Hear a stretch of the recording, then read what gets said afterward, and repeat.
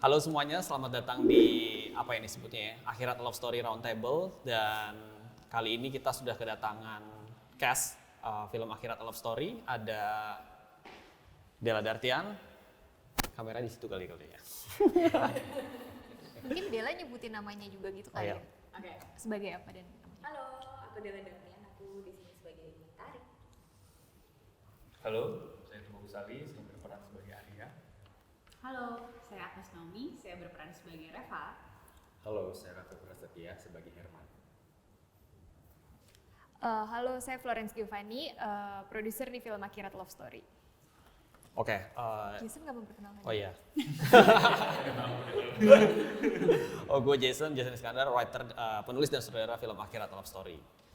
Nah, mungkin sebagai intro kali gue ceritain dulu ya, karena tadi pas ngobrol sebelum kamera roll, ternyata banyak yang belum tahu inspirasi cerita Akhirat Love Story itu dari mana gitu. Mungkin sebagai intro, Akhirat Love Story itu bercerita, sinopsisnya dulu kali ya, bercerita tentang sepasang kekasih, Timur dan Mentari. Timur diperankan Adipati Dolken, Mentari diperankan Della Dartian. Mereka adalah sepasang kekasih yang punya banyak perbedaan, salah satu perbedaan agama gitu. Dan seperti yang kita tahu di Indonesia, pacaran beda agama selalu banyak pertentangan. Dan di film ini juga konfliknya itu sebenarnya di awal. Ada pertentangan antara keluarga dan kemudian tiba-tiba suatu hari terjadi sesuatu pada mereka gitu. Mereka mengalami kecelakaan dan terbangun di sebuah dunia fantasi yang disitulah mereka menemukan kesempatan untuk akhirnya bisa bersama selamanya. Dan film ini adalah journey Timur dan Mentari untuk mengarungi dunia fantasi itu, dan kemudian pertanyaan adalah apakah mereka akan mengambil kesempatan itu untuk bisa bersama selamanya. Mungkin secara genre ini juga masih cukup unik buat di Indonesia ya, karena belum banyak yang mengangkat romance fantasy. Nah, sebenarnya kan cerita ini udah ada dari 2017 dan sekarang tuh akhirnya bisa siap dirilis di 2021. Proses penulisannya kan cukup panjang. Mungkin bisa diceritain sedikit gimana sampai akhirnya cerita ini di-develop dan ditulis. Cerita ini sebenarnya udah ya dari 2017 gitu.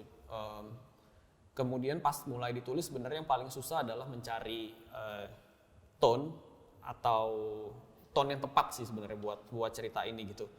Karena ya fantasy romance kemudian membawa kematian, membawa isu atau tema yang cukup cukup berat lah, cinta beda agama gitu. Jadi tone-nya paling sulit adalah mencari tone sebenarnya, karena ketika tone-nya dibawa terlalu ringan, akhirnya jadinya kayak romcom ringan lah yang gitu. Tapi ketika kita dibawa terlalu depresif, jadinya cerita yang kayak dark banget sebenarnya. Nah, Akhirat Love Story kan sebenarnya ada di tengah-tengah tone-nya dan agak spesifik ya, maksudnya tone-nya agak spesifik.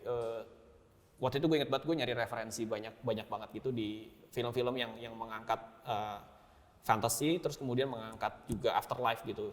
Di luar sebenarnya ada banyak ya. Di Korea itu udah ada beberapa gitu. Cuman yang untuk menemukan satu judul yang beneran spesifik di satu tone dengan Akhirat Love Story itu susah banget. Jadi awal-awal draft penulisannya salah satu yang paling sulit itu sih sebenarnya. Kayak gue menulis satu draft kok depresif banget ya kan.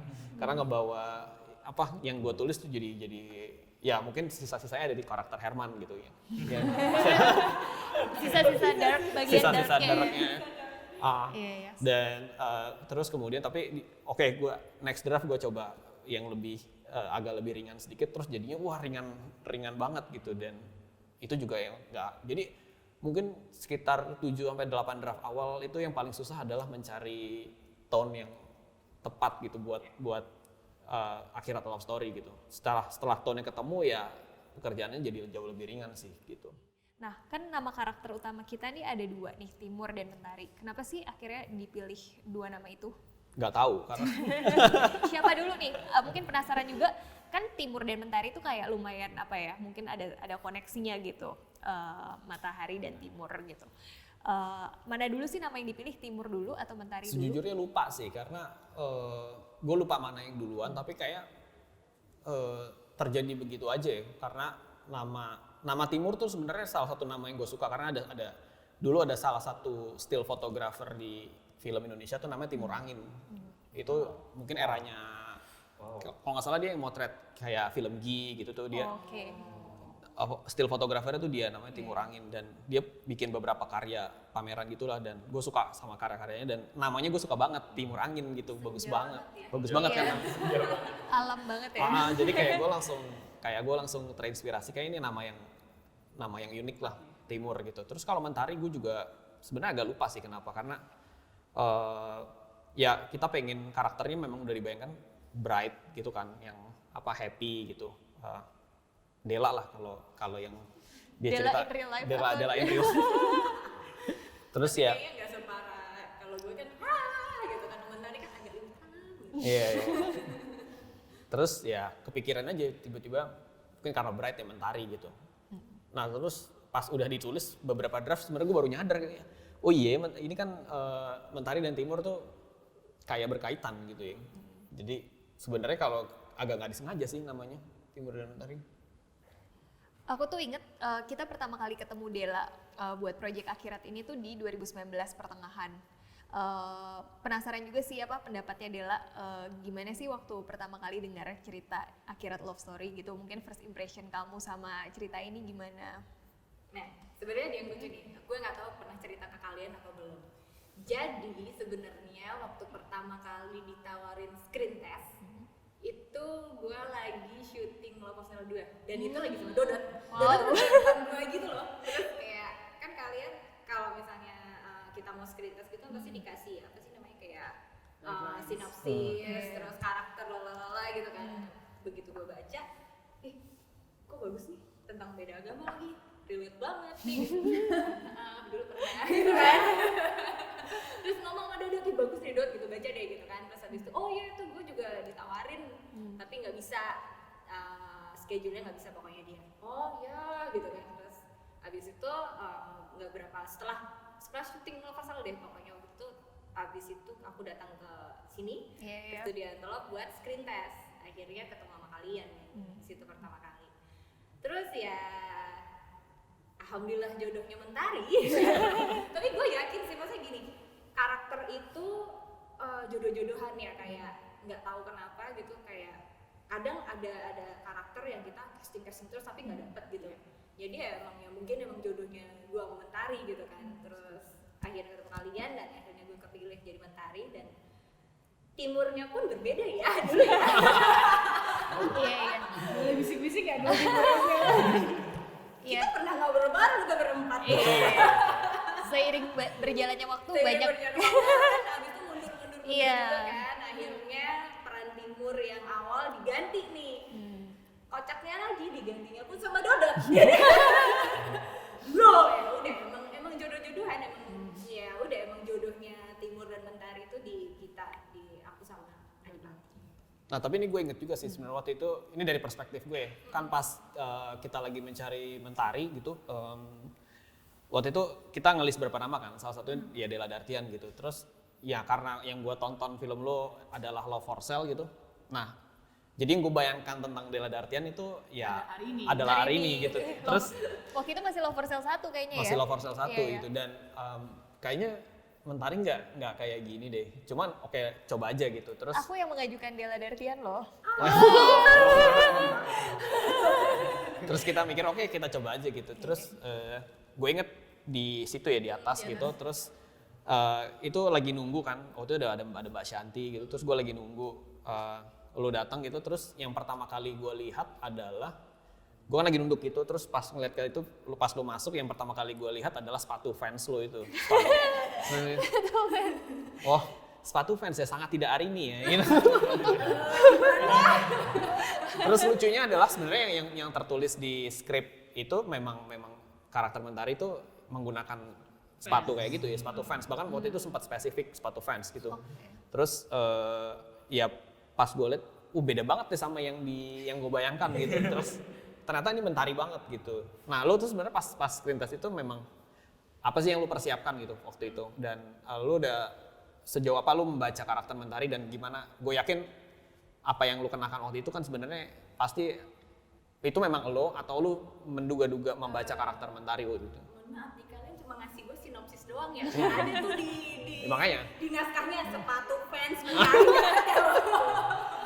Jadi ya waktu itu namanya kita screen test kan, kita cuma bisa ngebayangin ngebayangin secara garis besar aja sih, nggak bisa spesifik itu. Cuma mungkin karena yang aku lihat dari cara bicara Mentari waktu itu agak lebih mirip aku kan, terus dan juga mungkin juga ada plusnya untuk aku kan karena dulu pernah ngerasain rasanya pacaran beda agama gimana gitu kan, jadi mungkin lebih ke situnya kali ya gitu. Jadi sebenarnya tuh untuk Mentari pun aku juga lumayan banyak dikasih keberuntungan karena karakter Mentari sama Della tuh hampir mirip banget sih secara garis besar. Setelah kita ngobrol, setelah mau kasih skrip, setelah ngobrol banyak kayak anak tunggal, aku sama-sama anak tunggal. Terus dari keluarga yang benar-benar harmonis kan. Bedanya kalau keluarga aku membebaskanku apa aja mau ngapain gitu. Tapi kalau Mentari kan dia dikekang banget sama keluarganya kan. Terus dan secara maksudnya kayak dia suka banget seni, aku juga, dan dulu aku pernah belajar ngelukis dulu banget gitu. Jadi hal-hal yang kayak gitu tuh gampang banget, kayak tinggal aku recall lagi, oh dulu pernah ngelukis, ya udah aku sekarang belajar lagi ngegambar gitu-gitu kan. Jadi nyenengin banget sih meranin Mentari tuh kayak apa ya, kayak mereflek diri aku sendiri sebenarnya gitu.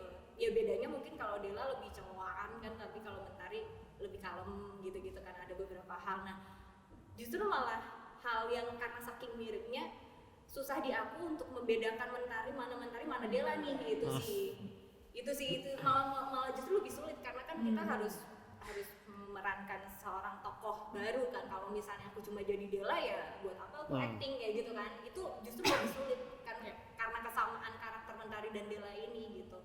Kalau aku sih malah kesusahannya untuk memerankan Mentari itu di situ gitu. Makanya aku memberikan beberapa gesture yang sangat berbeda di Mentari untuk membedakan karakter aku. Kalau enggak kelepasan kadang-kadang. Kadang kita kan sempet ngobrol waktu reading ya, terus kayak Jas, lo mau tone suaranya Mentari gimana gitu kan. Awal-awal kan aku buat kayak Mentari yang manja banget, yang biar aku lah gitu, tapi enggak ada. Kayaknya Mentari harus lebih ini. Oke, gue naikin kayak gitu. Maksud kayak gitunya sih menurut aku. Dan gak tau, happy aja sih meranin Mentari. Sip. Kalau yang lain gimana? Waktu pertama kali terima skrip? Gue pribadi waktu pertama kali dapat skrip itu justru castingnya tuh untuk jadi Herman. Herman. Jadi nyoba Herman, nyoba Peter. Iya. Ya gue inget. Iya. Sama tapi udah coba semuanya. Oke. Mas Abe emang ya. Herman Peter dulu justru. Kalau nggak salah beda hari sama nyoba Arya. Kalau nggak salah beda hari. Nyoba Herman, nyoba Peter. Jadi bacanya tuh justru background Herman dulu. Justru dari situ kayak menarik ya Herman nih karakternya, kayak dari zaman dulu sebucin itu, dia meninggal, dia nungguin itu, bahkan mungkin dia sebenarnya pencetusnya juga kan dari rumah Pancarona itu. Wah menarik nih film ini. Akhirat, kehidupan di akhirat, mau digambarkan kehidupan akhirat itu seperti apa gitu. Berikutnya kayak oke, biasa kalau habis casting kan kabar kan, oke belum ada kabar lagi, terus tiba-tiba dikabarin lagi, coba ya jadi Arya. Arya ini karakternya dia penjaga akhirat. Penjaga akhirat gimana? Jadi akhirat punya perusahaan atau apa gitu. Aku gambarinnya kayak gitu awalnya, kayak jadi kayak Tuhan paling atas, terus ada divisinya lagi kayak malaikat-malaikatnya gitu. Itu yang dari aku gambarin. Terus ada divisi yang untuk catat dosa, catat apa gitu-gitu, dan ada divisinya lagi, di bawahnya lagi adalah buat naungin atau yang ngurus orang-orang yang telah meninggal. Aku bayangin gitu, aku gambarinnya sebuah perusahaan seperti itu. Oh oke, aku coba deh. Terus aku tanyain karakternya kayak gimana. Terus aku akhirnya baca dan dikasih tahu juga dia anak magang baru, kayak pokoknya nggak berpengalaman sama sekali, dan kayak apa ya, kayak bukan kayak gini nih. Ya, asli dia ya, kurang lebih ya grogi gitu, belum tahu soalnya filmnya seperti apa. Akhirnya nyoba casting itu, begitu nyoba casting itu Justru malah keterimanya adalah Arya. Oke. Kalau Agnes gimana Agnes? Kalau Agnes mungkin gue udah pernah kerja bareng ya waktu itu di film pendek dan kembali bermimpi gitu. Jadi pas waktu Reva memang Reva ini sebenarnya agak lumayan gue memang kayak mencari cukup penting karena di Act One terutama di Act One itu kan memang pressure-nya Mentari itu ada di keluarga dan perwakilan yang paling kuat sebenarnya Reva gitu. Nah kalau Agnes boleh diceritain persis. Oh, ini nyeritain karakter Eva ya? Yep. Oke, jadi waktu itu tuh pertama kali gue ketemu sama Kak Jason sama Kak Flo sebenarnya kan di film pendek ya gitu. Terus habis itu kita ketemu lagi lah di tahun 2018 di festival film musik makan. Terus waktu itu lagi nongkrong biasa, terus tiba-tiba Kak Jason sama Kak Flo kayak ngasih tau gue bahwa mereka lagi nulis cerita buat film panjang pertama mereka. Nah di situ gue belum tahu tuh maksudnya adalah akhirat gitu. Cuma mentor gue, Kak Paul tuh ngebocorin bahwa kayaknya I think Jesus has something for you gitu kan. Apa nih gitu kan, sebagai anak yang tidak tahu apa-apa gue super udah salting sendiri padahal di casting aja belum gitu. Ya udahlah, fast forward ke tahun 2019 di mana proses casting mulai terjadi. Dari awal gue tuh udah di casting jadi Reva. Enggak, kalau misalnya Ali kan lo lumayan coba kanan kiri kan. Kalau gue tuh udah dari awal tuh jadi Reva, tapi pada saat gue baca deskripsi karakternya tuh gue lumayan kayak hal pertama yang di highlight adalah Reva ini memakai hijab gitu. Dan sebelumnya tuh gue belum pernah meranin karakter yang agamanya tuh dikasih tahu ke penonton gitu. Jadi dan kebetulan karena gue Nasrani, jadi ini adalah another challenges unlock buat gue gitu. Yang lucunya adalah pada saat itu kan yang casting Reva tuh lumayan banyak gitu ya. Bella udah sampai capek ya screennya berkali-kali. Ada beberapa Reva. Gue bantuin screen test kan waktu itu. Iya. Termasuk Agnes. Reva 1, Reva 2, Reva 3, Reva beneran. Tapi ternyata yang paling Reva adalah Kalau saya udah nonton Reva kayak, oh Reva kan karakternya lumayan yang wah. But anyway gitu, jadi karena gue kenal juga sama orang-orang yang casting untuk jadi Reva, gue tahu nih hampir semuanya tuh mereka tuh Muslim gitu, jadi gue doang yang Nasrani. Jadi pada saat gue dapet karakternya, gue tuh kayak wow, jadi kayak lumayan intimidating. Pertama karena karakter Reva-nya sendiri, backgroundnya dia, upbringingnya dia beda banget sama gue. Yang kedua, gue dipasanginnya sama Della Dartian. Wow. Karena waktu itu gue emang kenal Della itu dari film Love for Sale gitu. Dan gue tuh ngefans sama karakter Arini. Jadi pada saat manajer gue ngomong, gue kayak, Neng, lo tuh bersahabat dengan si Mentari nih. Bersahabat dengan Mentari, lo grow up bareng. Pokoknya hubungan lo tuh deket banget karena lo sepupu kandung. Apalagi dari garis mama yang biasanya sih lebih deket ya gitu. Jadi ya deg-degan tipis gitu. Udah gitu apalagi pas big reading ngelihat pemain-pemain lainnya yang wah ini bener-bener istilahnya produksi besar ya gitu. Jadi buat gue sendiri pada saat itu gue lumayan lucky sih untuk ngedapetin karakter Reva gitu karena enak aja gitu ngalaminnya gitu sih. Sekarang Rafil nih yang paling dark di cerita. Di sini dan di filmnya juga ya karakter Rafil emang Aslinya juga paling dark. aslinya iya. Aku tuh pertama kebalikan sama si siapa? TB. Bagus. Jadi itu aku pertama dapat peran sebagai Arya tes, habis itu entah kenapa dipanggil lagi, kayaknya lu cocokan. Ini deh coba Herman gitu. Besoknya dipanggil lagi buat sebagai Herman. Udah sih itu aja sih. Karena aku ngerasa tadi yang Kak Della bilang, aku merasa sangat relatable banget sama Herman. Di sisi lain, aku ngerasa kayak Herman ini kan, aku selalu dapat peran yang kayak anak kecil sebenarnya, selalu itu udah pasti. Tapi ketika aku ngeliat Herman adalah refleksi aku sendiri sih.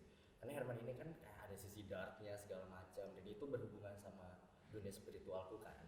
Ini entah kenapa, percaya atau enggak, jadi waktu 2017 waktu aku di Bali itu aku ketemu beberapa healer dan dia juga bilang kayak jiwa kamu tua banget gitu. Jadi ketika aku dapat karakter Herman nyaman aja. Entah kenapa abis itu pasangan aku Mbak Foni, hai Mbak Foni, aku tuh jadi kayak ngoyo ke dia kayak senyaman itu sih.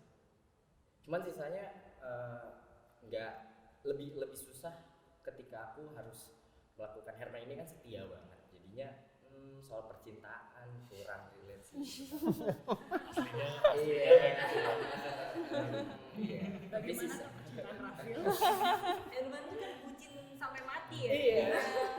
Ini dibucin dikit gerah. Ada asik. Duh jadi pengen deh ke Universitas Pancarona karena gue doang yang enggak kan. Oh iya. Ali juga enggak. Oh iya lo hanya di gate ya. Gue pengen Iya. mampir, pengen tahu. Nah ini pas banget nih nyambung ke situ nih ngomongin soal set dan universe-nya akhirat gitu. Waktu nulis sih sebenarnya memang gue sangat excited dengan si Pancarona ini. Sebenarnya inspirasinya tuh tadi gue kan honeymoon sama Flo di Copenhagen waktu itu. Di kota Copenhagen itu ada satu tempat namanya Freetown Christiania. Jadi itu tempat sebenarnya kayak tempat tinggal hippies tahun 60-an gitu. Cuma sekarang udah jadi kayak tourist attraction gitu. Jadi kayak turis bisa datang mengunjungi dan melihat sisa-sisa kehidupan hippies di tahun 60-an 70-an gitu.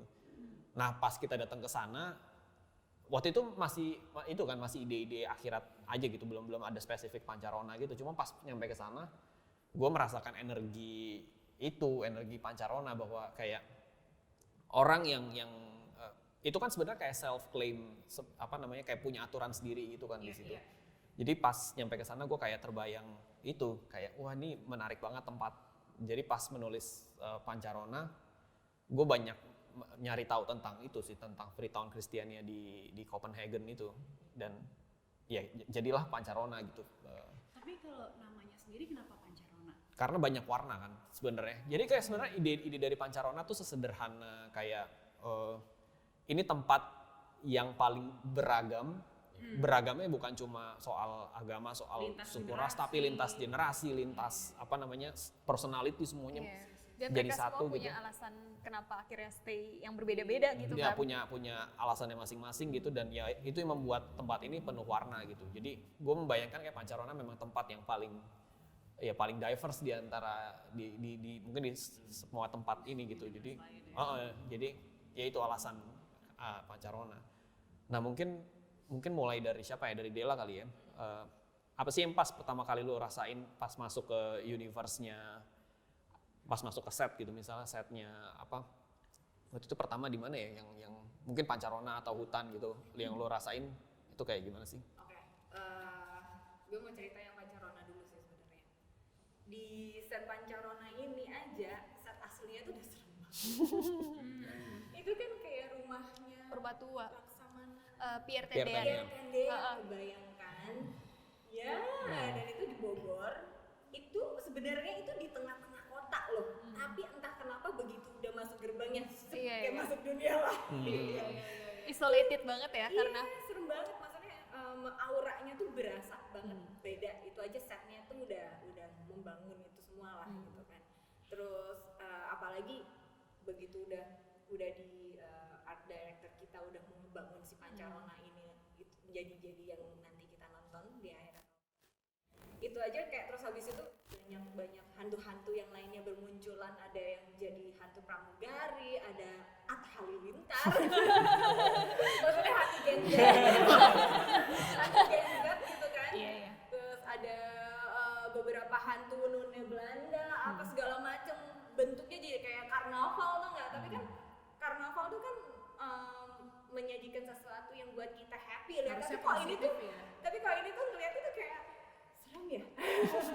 Auranya tuh kayak serem ya gitu, warna-warni gini gitu. Jadi itu secara set aja udah ngedukung banget sih buat aku.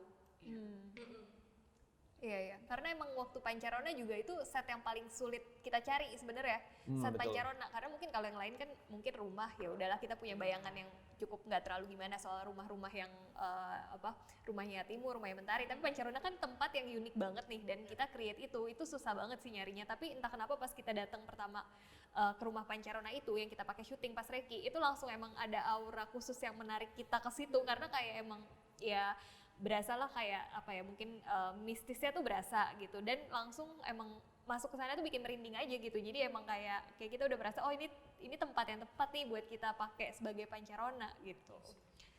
Dan ya mungkin itu berasa juga sampai pas syuting gitu.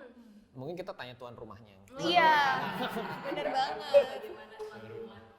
Pencetus sih Apakah berarti ada ya. rasa-rasa Pencetus. yang didapatkan waktu di set Malah Pancarona? kayak aku merasa terbantu ya bahkan ya. Itu balik lagi ketika tadi Kak Dela bilang malah mencengkam, tapi malah aku kayak nyaman. Wow. Ya serius. Tapi memang unik. Rumah saya ini gitu ya. Jadi soalnya kan aku biasanya riset dulu tempat. Kalau di lokasi syuting sebisa mungkin aku ngeliat dulu deh. Tapi itu aku biasanya juga megang dulu barangnya segala macamnya, dan di samping itu teman-teman kan juga udah berkesinambung secara energi kan dari proses reading, apalagi udah pakai bajunya. Udah setelah pakai bajunya aku yang beneran yang kayak udah aku pegangin aja barang-barangnya semua di sana. Pegang itu udah terakhir sama pasangan pemainku.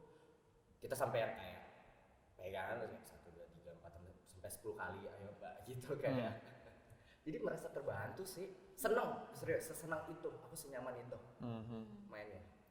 Tapi soal chemistry sih kalian berdua oke banget sih, maksud aku itu kan sebenarnya sesuatu yang agak janggal kan, Iya. dengan umur Gaps. yang berbeda begitu, dan kalian bisa ngebawainnya secantik itu kayak Creepy creepy, tapi tapi sweet. jadi kitanya maksudnya kayak kalian tuh ngebawainnya tuh maksudnya buat kita percaya itu terjadi, tapi di saat yang bersamaan buat Timur dan Mentari tuh kayak creepy banget nih.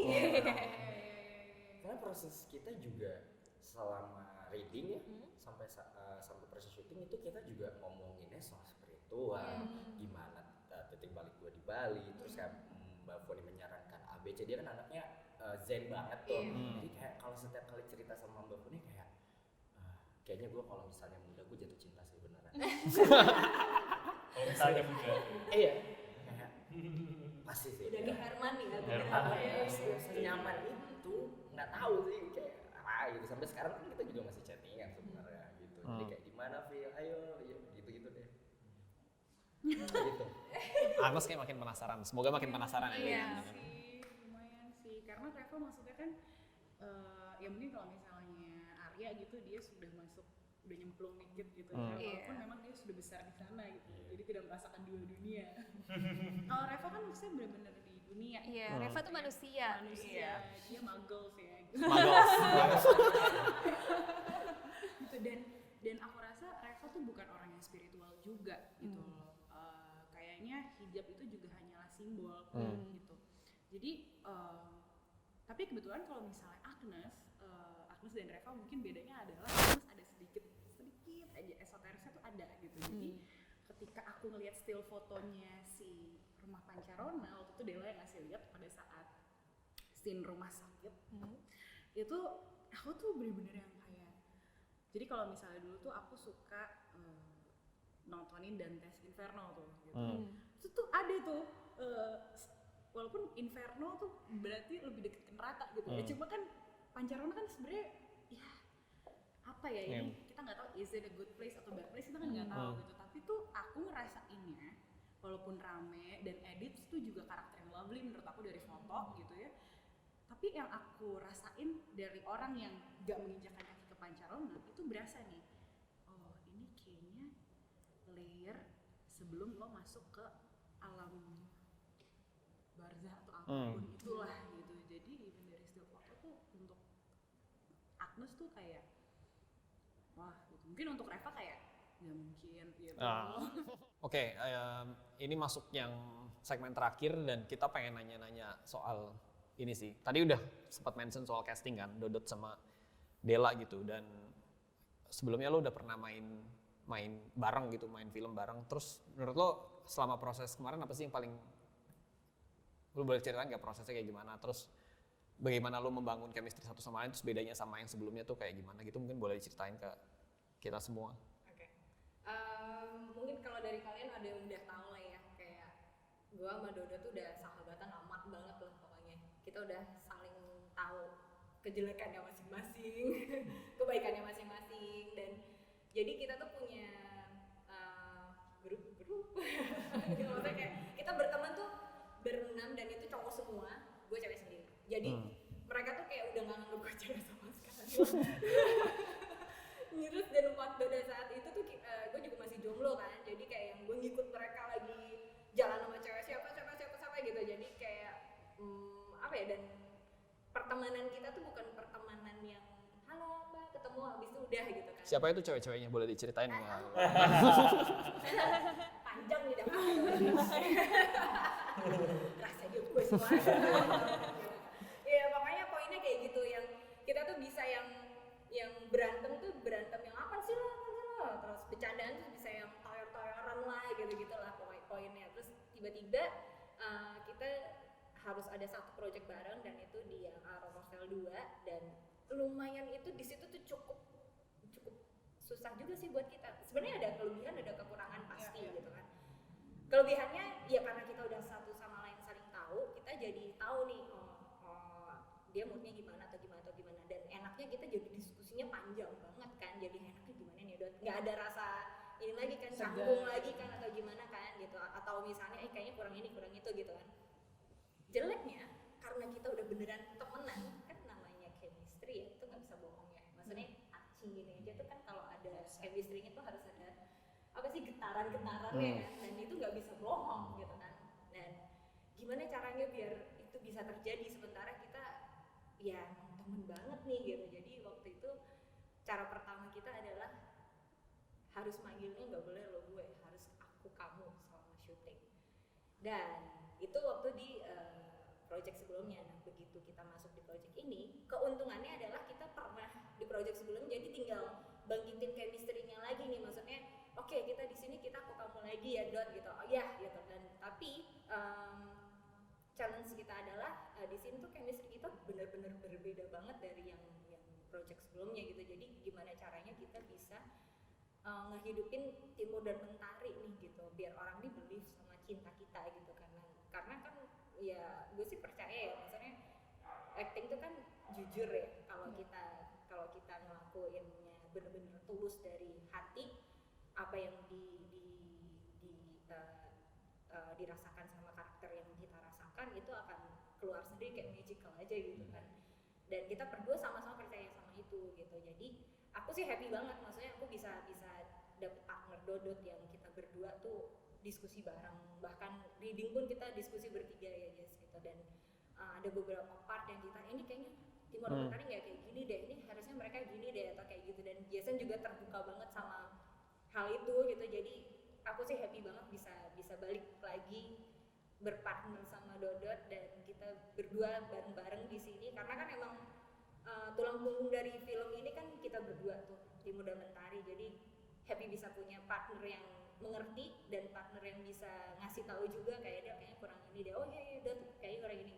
Dan karena temen jadi kan kita nggak ada rasa yang sih dah enggak gitu kan, emang tulus gitu.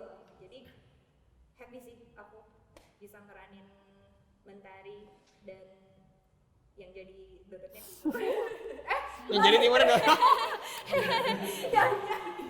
Timurnya Dodot. Dodot gitu. Bahkan setelah syuting pun kan kelar syuting nih, udah selesai gitu kan, terus udah balik lagi kan, jadi Dodot yang ngeselin kan ke gua gitu kan, Timurnya mana? Kangen ya? Udah keluar Dodot tuh gue kesel juga gitu. Begitupun sebaliknya gitu. Jadi ya kalau ngomongin soal apa ya, acting tuh menurut gue sesuatu yang magical aja gitu rasanya. Susah ya dijabarin dengan kata-kata gitu. Kayak waktu kita syuting pun tuh rasanya tuh berasa gitu ya, ini bukan di Lampu Dodot nih, ini Timur sama Mentari nih, ini dunia mereka nih, kayak happy aja gitu. Dan keadaan kayak gitu kan bisa terjadi juga karena banyak hal, karena krunya juga, directingnya juga, teman-teman cast juga, dan semua tuh bisa berkesinambungan dalam produksi ini, jadi I'm so happy. Yay. Tapi ngomong-ngomong soal magical, memang banyak kejadian. Gue tadi bukan orang yang terlalu superstitious juga sih, cuman pas ngerjain Akhirat Love Story ini memang banyak hal yang entah kenapa terjadi secara magical aja gitu, yang salah satunya mungkin ya tadi schedule Dodot dan lo tuh yang memang akhirnya ketemu gitu tuh aneh banget sih sebenarnya. Tiba-tiba bisa ketemu gitu.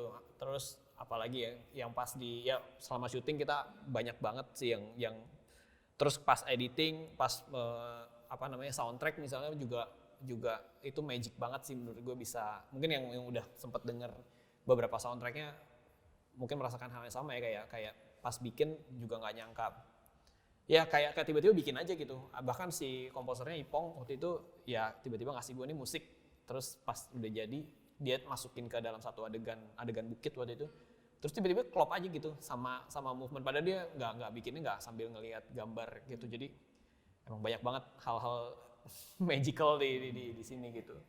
Nah mungkin terakhir ya sebelum kita tutup nih, gue pengen tahu juga sih, maksudnya adegan yang udah nonton terutama, atau kalau ya Rafil sama Angkos mungkin boleh cerita pengalaman pas syuting gitu. Adegan favorit kalian tuh yang mana sih? Gue jadi pengen tahu deh. Satu-satu ya, semuanya menyebutkan. Dari Dela kali. Oh, aku ya jelas di hutan. Adegan ending itu. Nggak mau denger. Ya itu adegan paling susah sih memang. Itu adegan paling susah. Bener. susah banget sih. Maksudnya buat gue sama Dodot pun itu adalah adegan yang menguras energi kita, dan kita keluarin semua tuh di situ. Dan nggak tahu kenapa ya, aku percaya sama keindahan berakting juga sih. Kayak aku ngerasa dia tuh kayak kesurupan aja gitu, bukan Delanya udah nggak tahu kemana kayak itu mentari. Bahkan kemarin yang lu ceritain gue aja lupa gitu. Jadi ada di sebelum kita mulai adegan itu, kita sempat ngobrol berdua kan, Jess, di gerbang. Iya. Ternyata gue curhat, gue bakal melakukan itu. Itu part yang apa ya waktu itu, jadi pas kita mau take adegan ending itu akhirnya ketunda setengah jam apa kalau nggak salah, karena Dela nggak mau, masih belum apa ya, jadi Dela tuh tiba-tiba jalan sendiri gitu di depan gerbang itu. Terus yaudah gue samperin kan, akhirnya gue ngobrol sama Dela gitu, dan di situ dia tidak mau, dia bilang dia nggak mau, belum siap gitu, karena ya nanti kalau nonton mungkin tau lah, karena dia belum siap melakukan apa yang Mentari lakukan gitu. Dan ya akhirnya gue di situ gue bingung, gue harus kayak mendengarkan itu sebagai director atau sebagai teman gitu. karena dia curhatnya bukan sebagai aktor gitu, curhatnya sebagai Mentari gitu. Dia terus-terusan bilang gue nggak siap melakukan ini gitu, tapi sebagai Mentari gitu. Jadi ya itu magical sih menurut gue tuh. Itu setengah jam mungkin namanya. Jadi beneran cuma ada fotonya, nanti bisa dilihat kayak cuma berdua di depan gerbang itu untuk ngobrol dan kayaknya ngobrol sebagai teman gitu, bukan sebagai director gitu. Iya, itu juga terus terang gue juga lupa sih adegan itu. Ya itu kayak ke apa ya, mungkin Mentari terlalu deep aja masuk ke aku, dan di poin itu kayak ntar kalian edit. Yeah. Ya di situ aku ngerasa ini egois banget, nggak bisa nih, aku nggak sanggup kasihan Timur kayak gitu-gitu. Bahkan gue nangis nggak sih, atau Iya. ya poinnya Udah nggak karuan lah pokoknya. Iya, pokoknya di situ kayak nggak bisa nih, kayak gitulah poinnya. Aku juga. Dan lucunya maksudnya pas editing adegan itu memang adegan yang cukup susah. Maksudnya saat offline editing craftingnya paling lama gitu. Terus pokoknya setiap proses apapun ketika kita meng-crafting adegan ending itu tuh kayak ketika kita udah selesai, kita nggak bisa ngapa-ngapain lagi, jadi kayak harus break gitu. Iya sih, setuju. Itu bahkan sejak skrip pun itu kayak lumayan yang paling mungkin kayak secara craftsmanship skripnya tuh emang udah cukup sulit, apa yang harus ditentukan gitu-gitu. Itu kayak emang dari awal udah emang mungkin kayak yang paling berat kali ya. Iya. Bahkan waktu itu yang pas musik scoring, jadi kita kan yang isi itu ada 4 string quartet lah ya, biola gitu, sama cello. Nah itu bahkan mereka belum nonton filmnya. Jadi pas mereka mau take bagian itu mereka baru melihat adegan itu pertama kali gitu. Terus mereka harus ngisi string itulah bagian stringnya, dan setelah selesai udah tuh mereka gak kuat lagi buat Mereka minta break. mereka minta gue break dulu ya. Kayak padahal sebenarnya dia cuma nonton sepotong itu Iya, gitu. iya. Jadi memang gue nggak tahu ya, mungkin karena komposisi musiknya juga salah satu yang paling emosional juga sih Iya. mungkin. Kayak menguras emosi semua pihak yang terlibat deh Iya, di iya. adegan itu ya. Ya poinnya itu salah satu pengalaman dalam karir gue sebagai aktor. Salah satu pengalaman yang menurut gue kayak magical banget, bukan buat gue juga, buat Dodo juga. Kita ngobrol kayak wah gokil sih gitu kayak. Dan ya itu balik lagi gue happy banget gue bisa kerja sama kalian, dan gue dapet partner kayak Dodo juga yang bisa ngasih energinya tuh bareng gitu loh, dan bisa kerasa gitu, karena kan namanya apa ya, berakting, kalau kita cuma acting doang nggak ada rasanya kan nggak akan keterima sama yang nonton kayak gitu. Jadi aku percaya sih kayak magical tuh nggak bisa datang dengan instan, itu Iya. pasti ada prosesnya, dan Harus organik ya. harus organik itu, dan itu kayak gue lagi teater deh rasanya waktu kemarin, nggak syuting film, berasa karena kalian yang krunya juga semua pada diem gitu. Iya, benar. Dan kelar adegan tiba-tiba ada tepuk tangan tuh kayak Kayak teater. Iya, itu emang itu sih. teater. Bahkan ya beberapa kru tuh pas lagi nontonin itu nangis di lokasi. Jadi Iya, kayak wow bener-bener. banget, itu belum diedit, belum diapain, cuman melihat live. Terus beberapa tuh kayak cerita gitu, mereka emang meneteskan air mata, dan emang beberapa beneran nangis pas nonton adegan itu. Jadi ya kayak teater, sekali dilihat live-nya pun langsung kayak gitu kan. Saksikan akhirnya. Pasti pada penasaran jadi ya. Ending. Kalau TB gimana? Aku suka banget sih kayak gitu. Cuman kalau ada beberapa hal yang aku yang lainnya yang aku suka, itu bagian ketika adjustmentnya mereka, Timur dan Mentari, ketika masuk ke dunia nyata, tapi bukan sebagai manusia yang hidup lagi gitu. Maksudnya hidup dalam artian di dunia yang ini, tapi emang mereka kabur dari hutan akhirat. Nah itu adegan-adegan yang menurut aku kayak dulu tuh kayak ngebayanginnya kayak wah kayaknya bakal kayak stres gitu ya, kayak wah keluar dari dunia nih mikirin itu, tapi iya ternyata kalau dipikir-pikir lagi iya ya, ada beberapa hal yang mau kita coba gitu kayak. Kalau kamu? Agnes sama Rafil nggak mau ditanyakan? Nah, dia belum nonton nih. Oke, jadi langsung aku dulu. Ya. Kalau aku sih sebenarnya adegan favorit banyak, cuman yang selalu membuat aku tersentuh banget tuh sebenarnya montage film membiru. Jadi ada pokoknya satu adegan, nanti kalau kalian udah nonton di filmnya, ada satu adegan di mana tuh Timur akhirnya sadar gitu kalau dia tuh harus mengejar Mentari. Nah itu sih mungkin detailnya bisa ditonton di film, cuman itu yang selalu ngebuat aku kayak apa ya, mau aku udah nonton 100 kali sejak syuting sampai pas editing gitu, udah diisi musik, diisi semuanya gitu, tetap aja gitu kayak hatinya terenyuh kayak aduh ini cowok kayak gitu sih, kayak baik banget ya, kayak apa ya, aku selalu tersentuh sih sama ketulusan Timur gitu, dan mungkin kayak mungkin rasa cinta dia buat Mentari itu yang bikin aku selalu terenyuh pada akhirnya ya. Itu sih favorit aku. Agnes pasti kamu akan tersentuh. Timur memang bucin. Gue timun malah. Jadi tontonlah Akhirat Love Story mulai 2 Mungkin Desember. Jason favorit? Gue yang apa ya, yang gue nonton berkali-kali, ya tentu saja yang semua disebutin tuh salah satu yang paling berkesan lah ya. Cuman yang paling gue suka adegan ini karena ringan tapi berat di saat yang sama, adegan bukit. Jadi nanti kalau nonton itu di sekitar menit 30-an lah ya sebelum akhir act 1 gitu, dan itu adegan yang menurut gue di surface kelihatannya ringan, tapi apa yang mereka omongin tuh sebenarnya berat dan jadi inti dari perjalanan mereka selanjutnya gitu. Dan secara apa ya, set menarik banget gitu di bukit, jadi itu salah satu yang gue suka sih. Oke teman-teman semuanya, terima kasih udah ngikutin Roundtable film Akhirat Love Story bareng Dela, TB Ali, Agnes, Rafil, Flo, dan gue.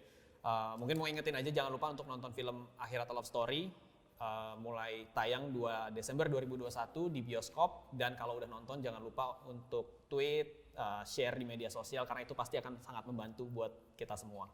Terima kasih dan sampai jumpa. Kameranya yang mana? Wait, kamera yang utama. Oh, kamera yang itu.